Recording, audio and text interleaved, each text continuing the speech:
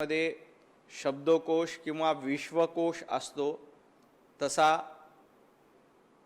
नरकतीर्थ संजय राऊत यांनी अश्वकोश निर्माण केला पाहिजे। अश्वकोश का हे नरकतीर्थ संजय राऊत यांच्याच भाषणामध्ये सांगायचं असेल, त्यांच्याच शब्दात सांगायचं असेल तर जी भाषा ते वापरतात, जे शब्द ते वापरतात त्या शब्दांसाठी शब्दकोश नाही तर अश्वकोश हा शब्द योग्य राहील। कारण त्यांनी वापरलेल्या शब्दांमुळे उभाटा गटाला अक्षरशः अश्व लागलेले आहेत। त्यांच्या पक्षाची पूर्ण वाताहत झालेली आहे। त्यामुळे नरकतीर्थ संजय राऊत यांनी अश्वकोश प्रसिद्ध केला आणि त्याची प्रसिद्धी उद्धवजी ठाकरे यांच्या हस्ते केली। तर पक्षाची जी वाताहत झालेली आहे ती वाताहत का झाली हे महाराष्ट्राला लक्षात येईल। ज्या पद्धतीने पत्रकार परिषदेमध्ये संजय राऊत शब्द वापरतात त्या शब्दांसाठी शब्दकोश योग्य राहणार नाही, त्यासाठी विश्वकोश योग्य राहणार नाही।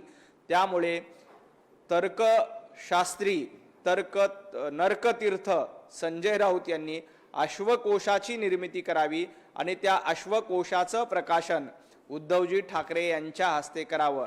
अशा पद्धतीचे शब्द म्हणजे निवडणूक हारले की काय काय शब्द शोधून काढतायत काय कळतच नाही। हे सगळे शब्द एकत्रित करून त्याचा एक अश्वकोश जर का प्रकाशित केला तर महाराष्ट्राला या अश्वकोशाची प्रचंड मागणी होईल। आणि त्यामध्ये संजय राऊतांनी आपलं नाव लिहिताना जसं तर्कतीर्थ वगैरे असतं तसं नरकतीर्थ संजय राऊत या नावाने हा अश्वकोश प्रकाशित करावा। महाराष्ट्रात हा अश्वकोश खूप चालेल। अश्वकोश यासाठी म्हणायचं कारण संजय राऊत जे भाषा वापरतायत, संजय राऊत ज्या पद्धतीनं वेगवेगळे शब्द वापरतायत ते शब्द वापरल्यामुळे उभाटा गटाला त्यांच्या पक्षाला कशा पद्धतीनं अश्व लागलेत हे महाराष्ट्राला लक्षात येईल।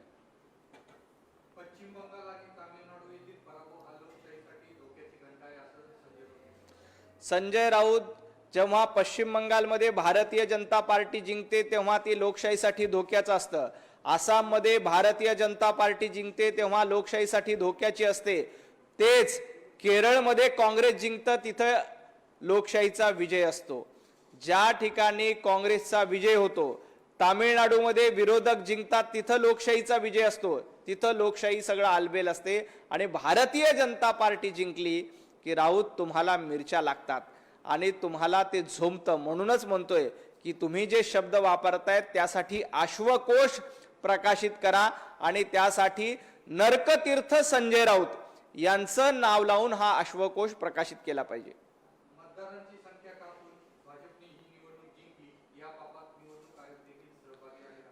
संजय राऊत या पापामध्ये निवडणूक आयोग सहभागी नाही।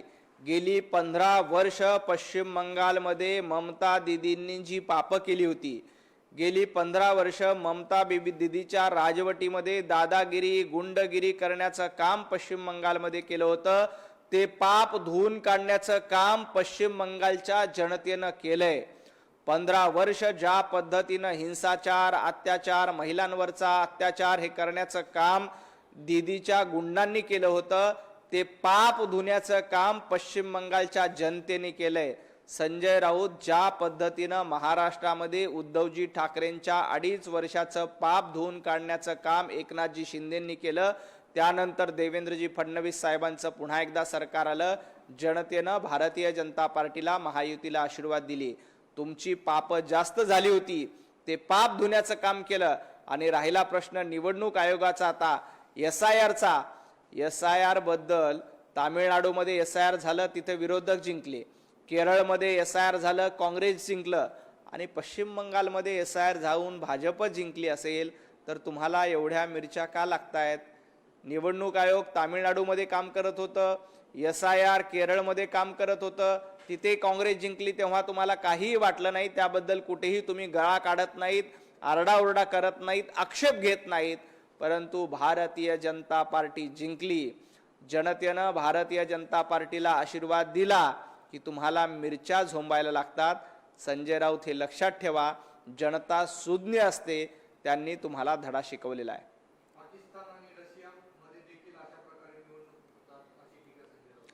भारतामध्ये आता इंडी आघाडीला निवडणुका जिंकता येणं शक्य नाही.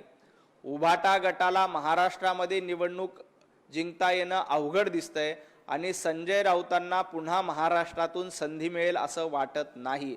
त्यामुळे संजय राऊत यांनी पाकिस्तानमध्ये जाऊन आपली खासदारकीची निवडणूक लढली पाहिजे. पाकिस्तानमध्ये संजय राऊत यांची बऱ्यापैकी चालते, कारण रोज उठून पाकिस्तानची बाजू घ्यायची, रोज उठून पाकिस्तानचा उदो करायचा, पाकिस्तानची प्रवक्तेगिरी करायची, हा धंदा गेल्या 3-4 वर्षामध्ये संजय राऊतांनी सुरू केलाय. त्यामुळे माझी राऊतांना आणि त्या माध्यमातून उद्धवजी ठाकरेंना देखील विनंती आहे की इंडी अलायन्स महाराष्ट्रामध्ये देशामध्ये जिंकत नाही. आता तुम्हाला पाकिस्तानमध्ये आणि बांगलादेशमध्ये पक्ष विस्तारासाठी स्कोप आहे. आपण जरा भारताचं नागरिकत्व सोडून, म्हणजे संजय राऊतांनी पाकिस्तानचं नागरिकत्व स्वीकारावं आणि पाकिस्तानच्या संसदेमध्ये जाऊन निवडणूक लढण्याचा प्रयत्न करावा. महाराष्ट्रामध्ये आणि देशामध्ये तुम्हाला जनता उभी करणार नाही. इंडिया आघाडीचं भविष्य काय आहे हे पश्चिम बंगाल, आसाम, पुद्दुचेरीमध्ये जनतेनं दाखवून दिले. इंडिया आघाडीच मुळामध्ये नामशेष होण्याच्या मार्गावर आहे. ज्या इंडिया आघाडीमध्ये ममता बॅनर्जी होत्या, त्या ममता बॅनर्जींनी इंडी अलायन्सला बाजूला सरून स्वतःची चूल मांडली आणि तिथे निवडणूक लढली. इंडी अलायन्समध्ये आता कोण उरलंय? ज्या डीएमकेंनी, स्टॅलिननी मोठ्या प्रमाणात तामिळनाडूमध्ये भ्रष्टाचार केला होता, त्या तामिळनाडूमध्ये स्टॅलिन यांना घरचा रस्ता दाखवण्याचं काम जनतेनं केलेलं आहे. उद्धवजींना महाराष्ट्रात घरचा रस्ता दाखवला आणि उद्धवजींचे जे मित्र होते स्टॅलिन आणि ममता दिदी यांना देखील जनतेने घरचा रस्ता दाखवला आहे. त्यामुळं इंडी अलायन्सची भेंडी करपण्याचं काम आणि इंडी अलायन्सच्या ठिकऱ्या उडवण्याचं काम महाराष्ट्रातल्या जनतेने केलंय. इंडी अलायन्समध्ये आता फक्त आणि फक्त काँग्रेस उरलेली आहे आणि काँग्रेसचं भविष्य काय आहे हे राहुल गांधी आणि काँग्रेसच्या कार्यकर्त्यांना चांगलं ठाऊक आहे. पंतप्रधान नरेंद्र मोदीजी यांनी भान ठेवून बोलावं, दिवा विजताना वाट मोठी होते, त्याप्रमाणे मोदीजींच्या पतनाची ही सुरुवात आहे असं सांगितलं. पतन कुणाचं झालंय हे देशाने बघितलंय. पंतप्रधान नरेंद्र मोदीजींच्या नेतृत्वामध्ये देश पुढे चाललाय, विकासाच्या मार्गावर चाललाय. आम्ही बदल्याचं राजकारण करत नाही, आम्ही लोकांच्या जीवनामध्ये बदल झाला पाहिजे यासाठी राजकारण करतो. हे संजय राऊतांनी लक्षात ठेवलं पाहिजे. दिवा कुणाचा विझलाय? संजय राऊत, तुमची अगरबत्ती विझलेली आहे. पंतप्रधान नरेंद्र मोदीजींच्या नेतृत्वात अंधेरा छटेगा, कमल खिलेगा हे स्वप्न आम्ही वर्षानुवर्ष बघितलं होतं. ते स्वप्न पंतप्रधान नरेंद्र मोदीजींच्या नेतृत्वामध्ये पूर्ण झाले. ज्या पश्चिम बंगालमध्ये आजपर्यंत भारतीय जनता पार्टीची सत्ता आली नव्हती, तिथं पंतप्रधान नरेंद्र मोदीजींच्या नेतृत्वामध्ये सत्ता आली. दिव्यांच्या गप्पा तुम्ही करू नका. आपली अगरबत्ती कुठे कुठे विझली? महाराष्ट्रामध्ये इंडी आघाडीची अगरबत्ती विझली, पश्चिम बंगालमध्ये विझली, केरळमध्ये थोडीशी मिनमिनते, त्याच्याकडे बघा. दिवा कुणाचा विझलाय, अगरबत्ती कुणाची विझली आणि कुणाचा झंझावात, कुणाचं वादळ सुरू आहे.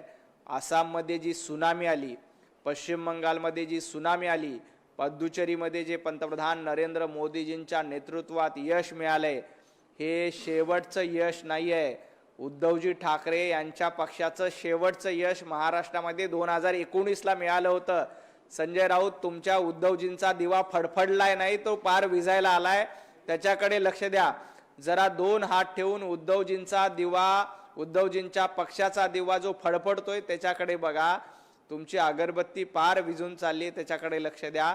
पंतप्रधान नरेंद्र मोदीजी 140 कोटी जनतेची सेवा करतायत आणि जनतेच्या आशीर्वादाने तुम्ही कितीही शिव्या शाप दिले तरी त्याचा काहीही परिणाम होणार नाही. इंदिरा गांधी या सर्वात लोकप्रिय नेत्या होत्या, परंतु त्यांचा देखील पराभव झाला असं संजय राऊत म्हणाले. इंदिरा गांधी कधी काळी सर्वात लोकप्रिय नेत्या होत्या, परंतु आज घडीला सर्वात लोकप्रिय नेते कोण असतील तर ते फक्त आणि फक्त संजय राऊत आहेत.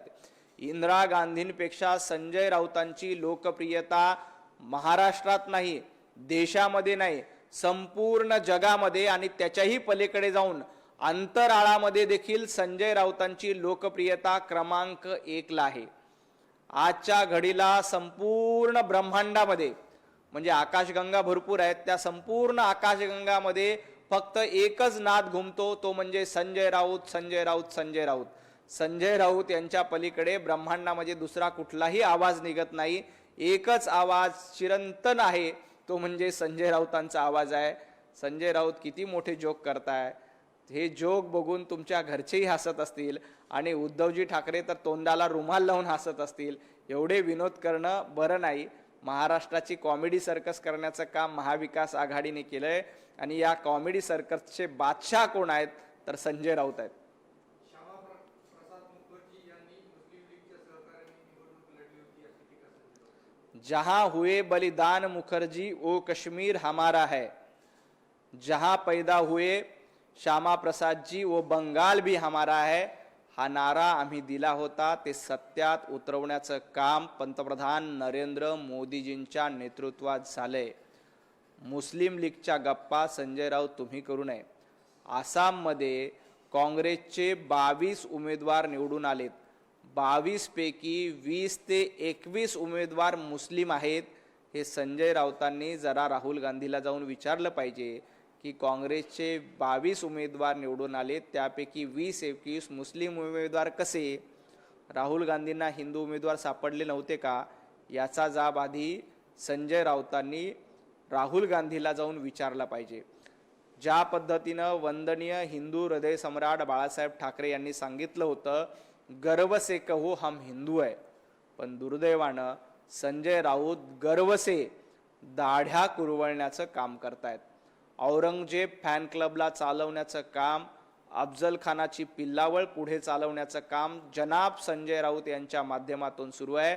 त्यामुळे तुम्ही गर्वसे दाढ्या कुरवाळा किंवा आणखी काही कुरवाळा, या देशातील जनता प्रभू रामचंद्रासोबत, छत्रपती शिवाजी महाराजांच्या हिंदुत्वासोबत कायम उभी राहील आणि उभी राहणार. नसरापूर प्रकरणातील आरोपीला हलाल करून मारावं अशी प्रतिक्रिया राज ठाकरे यांची. सन्माननीय राज ठाकरे यांच्या भावनांशी मी पूर्णपणे सहमत आहे. ज्या पद्धतीनं नसरापूरमध्ये एका चिमुकलीवर अत्याचार झाला, तिची हत्या करण्यात आली, अतिशय दुर्दैवी घटना आहे. परंतु आपल्या देशामध्ये कायद्यात काही गोष्टी कराव्या लागतात. प्रत्येक नागरिकांच्या भावना अतिशय संतप्त आहेत. या प्रकरणात दोषीला कठोरातली कठोर शिक्षा झाली पाहिजे, ही जी सन्माननीय राज ठाकरेंची मागणी आहे, त्या मतांशी आम्ही पूर्णपणे सहमत आहोत. परंतु आपल्याला काही गोष्टी कायद्याने करावे लागतील. माननीय मुख्यमंत्री देवेंद्रजी फडणवीस साहेब या प्रकरणामध्ये पूर्णपणे लक्ष ठेवून आहेत आणि दोषीला कठोरातली कठोर शिक्षा तातडीनं व्हावी यासाठी सरकार प्रयत्नशील आहे.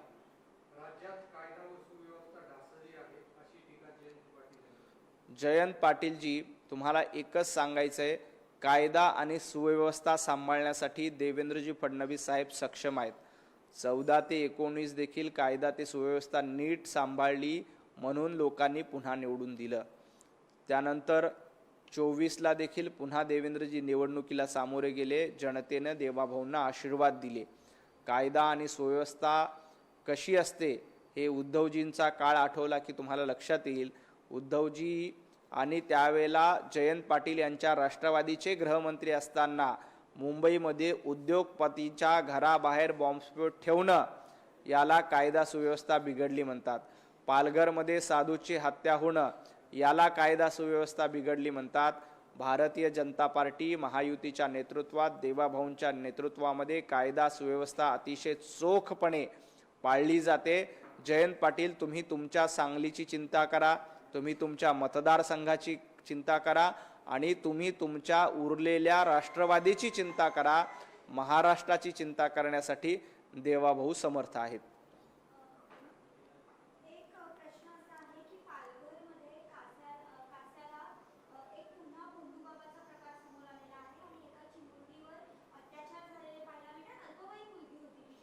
अशा पद्धतीच्या भोंदू बाबांकडनं चिमुकलींवर अत्याचार किंवा लोकांची फसवणूक करण्याचे प्रकार वाढत आहेत आणि या प्रकरणामध्ये सरकारने तातडीनं दखल घ्यावी आणि अशा भोंदू बाबांवर तातडीनं अटक करून त्यांच्यावर कारवाई करावी आणि यांना कठोरातली कठोर शिक्षा करण्यासाठी सरकारनं प्रयत्न करावे अशी माझी विनंती आहे. आणखी एक प्रश्न आहे सर, नवी मुंबईमध्ये अजूनही डान्स बार जे आहेत ते सुरू आहेत. अनेकदा केवळ कारवाईपुरता थोडे दिवस बंद होतं, पुन्हा ते डान्स बार सुरू होतात. असं आता 2 ते 3 महिने झालेले आहेत. त्या संदर्भात कशा पद्धतीने आपण नवी मुंबई असेल किंवा पनवेल भागामध्ये काही ठिकाणी डान्स बारच्या घटना सातत्यानं समोर येतात. माझी माननीय मुख्यमंत्री देवेंद्रजी फडणवीस आणि पोलीस अधिकाऱ्यांना प्रशासनाला देखील विनंती आहे की अशा पद्धतीनं जर डान्स बार सुरू असतील तर त्यांच्यावर कठोरातली कठोर कारवाई करावी. त्यांनी पुन्हा डान्स बार सुरू होणार नाही अशी हिंमत त्यांची होणार नाही, अशा पद्धतीचा कडक कायदा करून त्यांना शिक्षा करावी अशी माझी आपल्यामार्फत मागणी आहे.